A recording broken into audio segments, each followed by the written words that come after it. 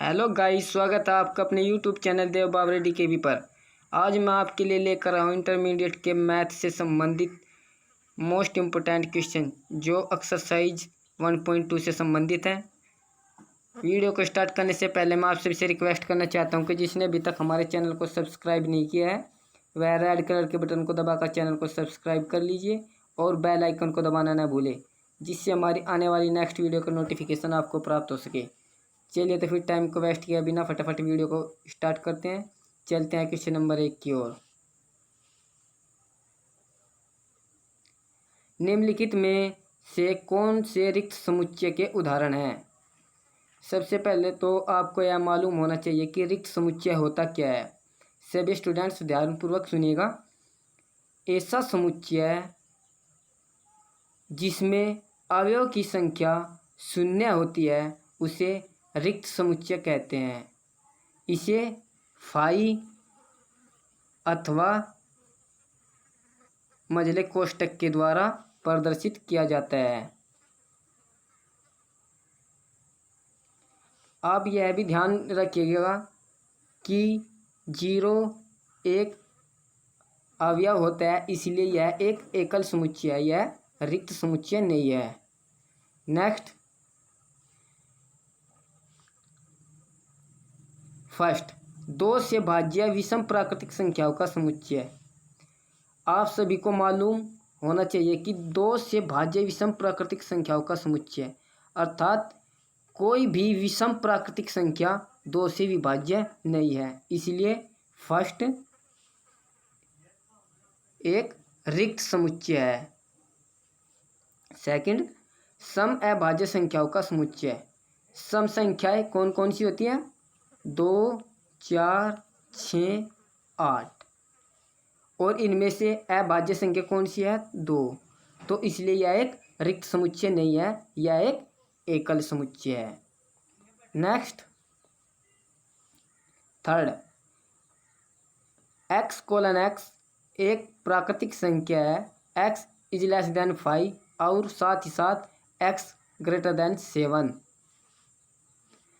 x is less then 5 अर्थात 1, 2, 3 और 4 और x इज ग्रेटर देन 7 अर्थात 8, 9, 10 एंड सो ऑन, जो एक रिक्त समुच्चय है। तो थर्ड भी क्या हुआ? एक रिक्त समुच्चय हुआ। नेक्स्ट, y:y किसी भी 2 समांतर रेखाओं का उभयनिष्ठ बिंदु। आप सभी जानते भी होंगे कि 2 समांतर रेखाएं आपस में कभी नहीं काटती है, चाहे इन रेखाओं को कहीं तक बढ़ा लो ये कभी आपस में नहीं मिलेगी, इसलिए इनका कोई उभयनिष्ठ बिंदु नहीं हो सकता, इसलिए फोर्थ भी एक रिक्त समुच्चय है। चलते हैं क्वेश्चन नंबर 2 की ओर।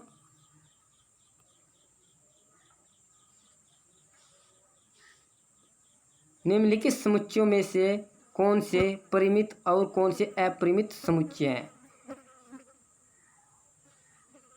परिमित समुच्चय उन समुच्चयों को कहते हैं जिनमें अवयव की संख्या निश्चित होती है तथा अपरिमित समुच्चय उन समुच्चयों को कहते हैं जिनमें अवयव की संख्या निश्चित नहीं होती है। तो जैसे कि फर्स्ट, वर्ष के महीनों का समुच्चय। तो वर्ष में कितने महीने होते हैं? 12, जो कि एक निश्चित है, इसलिए फर्स्ट क्या हुआ? परिमित समुच्चय। नेक्स्ट, 1, 2, 3 एंड सो ऑन, ये क्या है? एक प्राकृतिक संख्या है जो इनकी संख्या निश्चित नहीं है, तो सेकंड क्या हुआ? अपरिमित समुच्चय।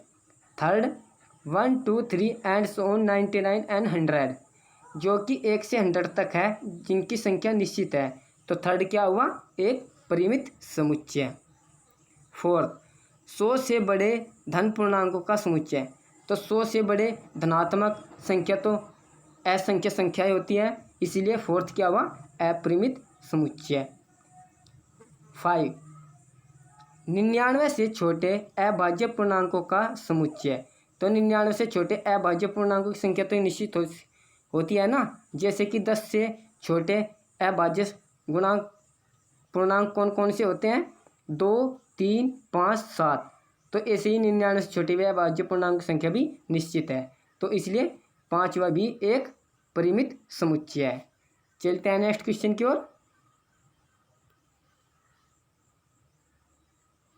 क्वेश्चन थर्ड, निम्नलिखित समुच्चय में प्रत्येक बताइए कौन परिमित और अपरिमित है। इनमें भी परिमित और अपरिमित समुच्चय बताने हैं। तो एक्स एक्स के समांतर रेखाओं का समुच्चय, एक्स एक्स के समांतर, ये होती है एक्स एक्सिस और ये होती है वाई एक्सिस। तो ये एक्स एक्स के समांतर हम असंख्य रेखाएं खींच सकते हैं, इनकी कोई निश्चित संख्या नहीं है। तो फर्स्ट क्या हुआ? एक अपरिमित समुच्चय। सेकंड, अंग्रेजी वर्णमाला के अक्षरों का समुच्चय। अंग्रेजी वर्णमाला के अक्षरों का समुच्चय, तो इनकी तो संख्या निश्चित है ना। अंग्रेजी वर्णमाला में कितने अक्षर होते हैं? 26। तो इनकी संख्या निश्चित है। तो क्या हुआ? एक परिमित समुच्चय। थर्ड, उन संख्याओं का समुच्चय, उन संख्याओं का समुच्चय। सेकंड क्या था? अंग्रेजी वर्णमाला के अक्षरों का समुच्चय, जो कि क्या होता है? एक निश्चित संख्या जो कि 26 होती है। थर्ड, उन संख्याओं का समुच्चय जो 5 के गुणज हैं। तो 5 के गुणज तो असंख्याई संख्याएं होती है। तो थर्ड क्या हुआ? एक अपरिमित समुच्चय। फोर्थ, पृथ्वी पर रहने वाले जानवरों का समुच्चय।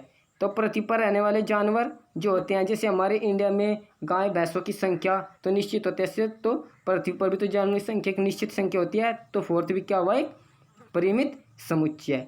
5, मूल बिंदु से होकर जाने वाले वृत्तों का समुच्चय।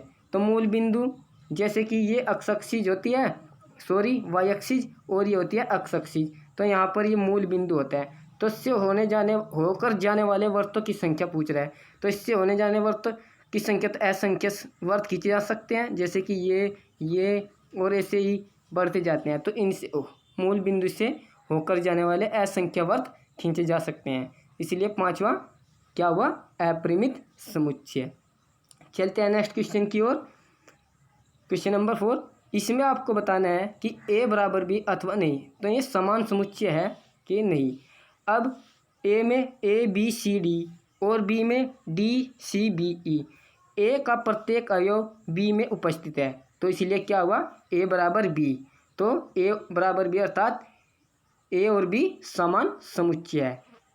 ऐसे ही ए सेकंड, ए बराबर 4, 8, 12 और 16 और बी बराबर 8, 4, 16, 18। तो ए का प्रत्येक अवयव बी में उपस्थित नहीं है, इसलिए बी क्या हुआ? ए बराबर नहीं है बी के। तो ये एक समान समुच्चय नहीं है। तो थर्ड क्या हुआ? ए बराबर 2, 3, 4, 6, 8 और 10 और एक्स कोलन एक्स, बी बराबर एक्स कोलन एक्स समधन पूर्णांक है और X is less than is equal to 10, अर्थात एक्स 10 से छोटा और 10 के बराबर हो सकता है और एक सम संख्या है। तो सम संख्या 10 से छोटी कौन सी होती है? 10 तक 2, 4, 6, 8, 10 कौन कौन सी होती है? 2, 4, 6, 8 और 10। तो ये क्या है? बी बराबर है ना। तो ए का प्रत्येक अवयव बी में है, तो इसलिए ये भी एक ए बराबर बी का है, ए बराबर बी के। तो ये क्या हुआ? एक समान समुच्चय हुआ। तो फोर्थ, ए बराबर एक्स कोलन एक्स संख्या 10 का एक गुणज है और बी 10, 15, 20, 15, 25, 30 एंड सो ऑन। तो संख्या 10 का गुणज तो 10, 20 और 30 हो सकता है। क्या 15 हो सकता है? 15 हो सकता है? नहीं। 25 हो सकता है? नहीं। तो यह एक समान समुच्चय नहीं है। चलते हैं नेक्स्ट क्वेश्चन की ओर। क्वेश्चन नंबर 5, क्या निम्नलिखित समुच्चय युग्म समान समुच्चय है? इसका कारण सहित बताना। तो ए बराबर 2 और 3 और एक्स बराबर x square plus 5x plus 6 बराबर 0 का एक हल है। इस समीकरण को हल करने पर x की वैल्यू आएगी -2 और -3, जो कि ए का प्रत्येक अवयव बी के अवयव के बराबर नहीं है, तो ये एक समान समुच्चय नहीं है।